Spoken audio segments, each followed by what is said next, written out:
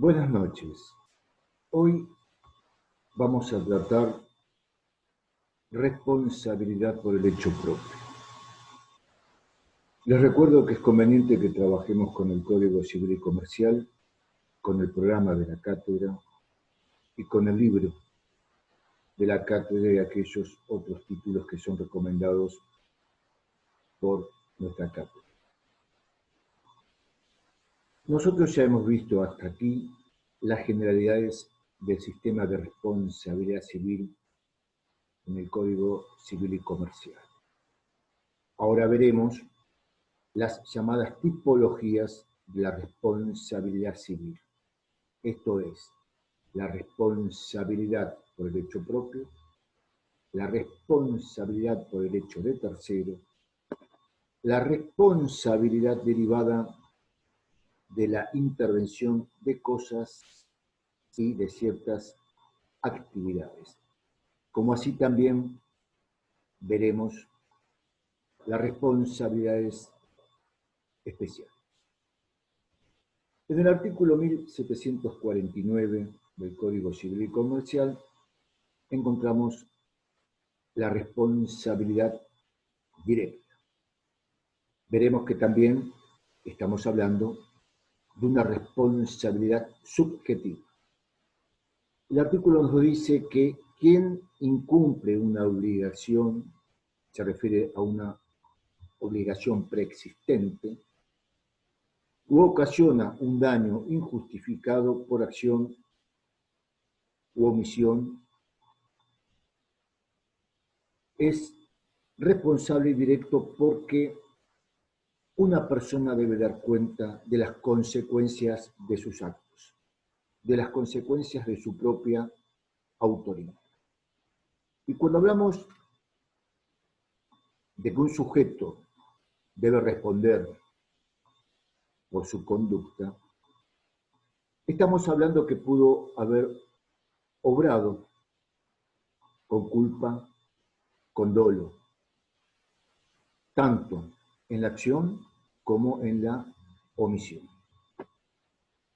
En este artículo abarcamos al deudor de una obligación como aquel deudor de reparar las consecuencias de un hecho dañoso no justificado. Y este artículo debemos vincularlo directamente con el artículo 1716, que nos hablaba del principio del deber de reparar, y el artículo 1710, que hace unos principios del Código en cuanto a la función de prevenir daños.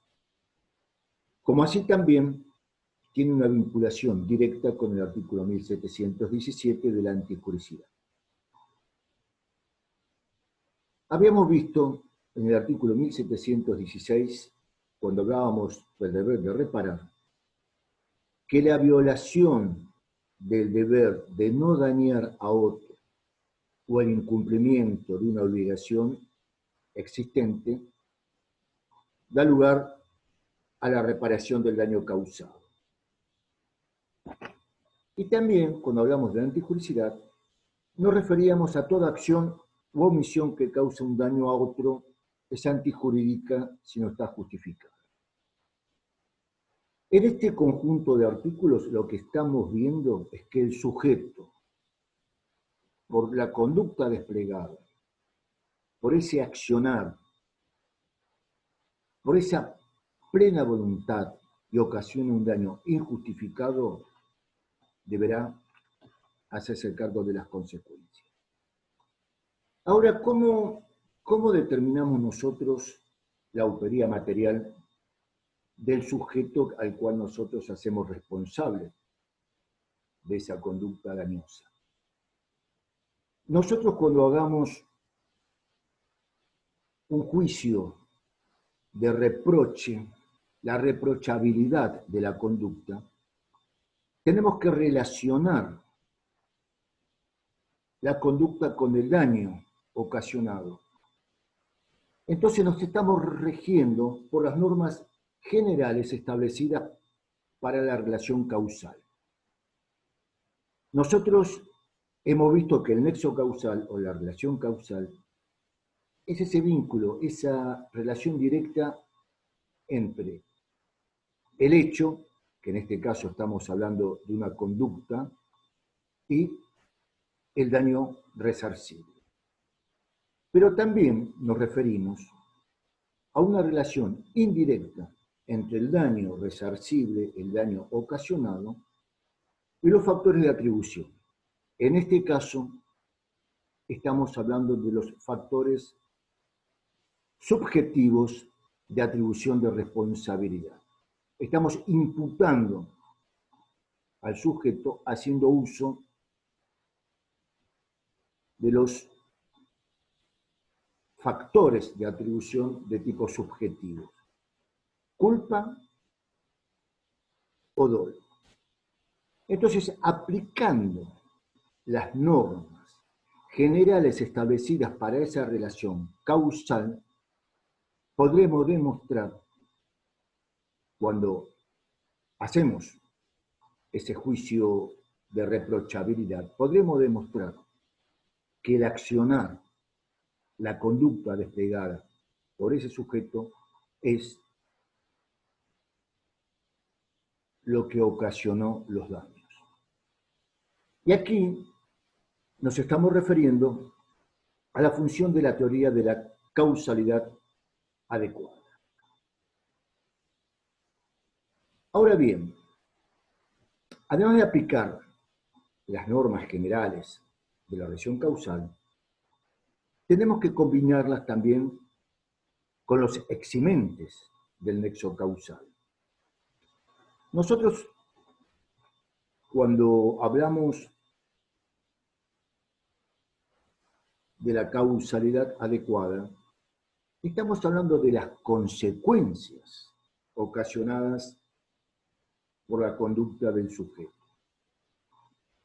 Y esas consecuencias, que pueden ser las inmediatas, las mediatas, las consecuencias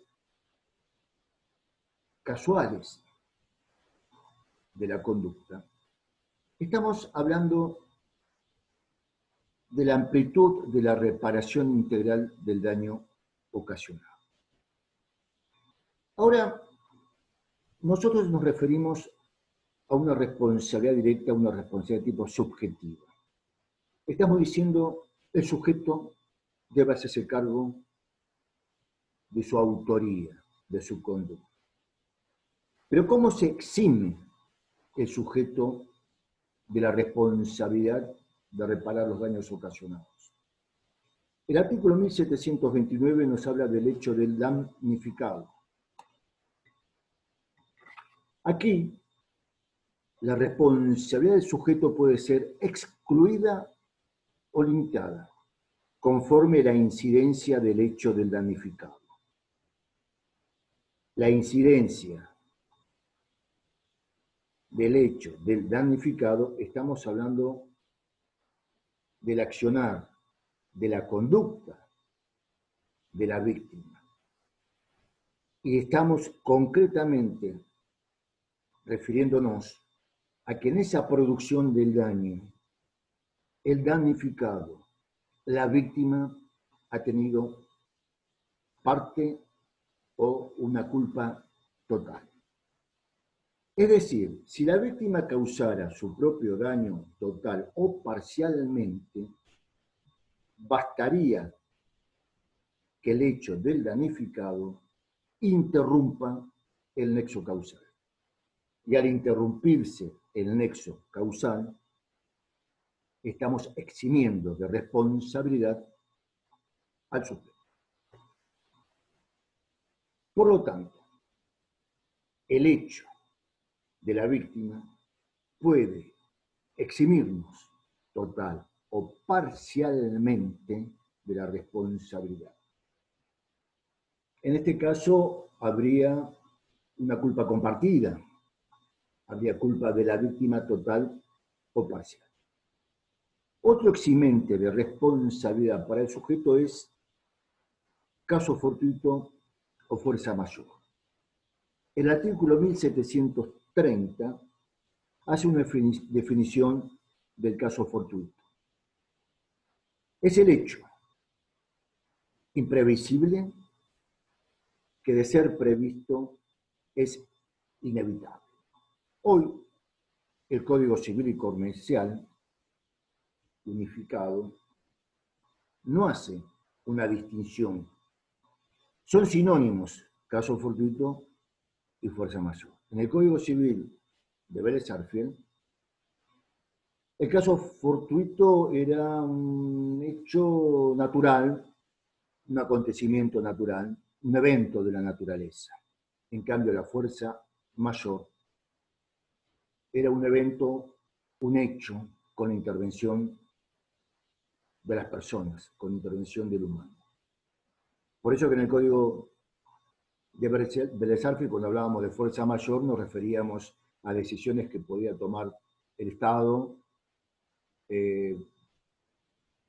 estado de sitio, alguna sedición, algún levantamiento, algún hecho que, producto del accionar de las personas, no permitiera llevar adelante o cumplir con la obligación, o fuera el origen, la causa del daño. Hay otro eximente, que es el hecho de un tercero. El artículo 1731 nos dice que para eximir de responsabilidad de manera total o parcialmente, el hecho de un tercero por quien no se deba responder debe reunir las características del caso fortuito. Y aquí hay que hacer una aclaración. Veremos más adelante, en otra tipología de la responsabilidad civil, la responsabilidad por el hecho de un tercero, pero ese tercero es por quien una persona debe responder. Y eso está determinado por la ley, está determinado por las relaciones existentes entre quien ocasiona el daño y un responsable. Y ahí estaríamos hablando de una responsabilidad objetiva. En este caso, el artículo 1731 nos habla de un tercero por quien nosotros no tenemos que responder. Entonces, el sujeto se eximiría total o parcialmente de responder si demuestra que el hecho que origina el daño está producido por un tercero con quien nosotros no tenemos ningún vínculo, por quien no dependemos. Y por último, el artículo 1732 nos habla de la imposibilidad de cumplimiento. Y aquí estamos hablando de una obligación preexistente, un contrato. El deudor se exime del cumplimiento de una obligación y no es responsable si la obligación se ha extinguido por imposibilidad de cumplimiento. Ahora, esa imposibilidad de cumplimiento debe ser objetiva y absoluta. Y esa imposibilidad de cumplir no debe ser imputable al que estaba obligado. Bueno, hasta aquí llegamos en esta parte de la charla.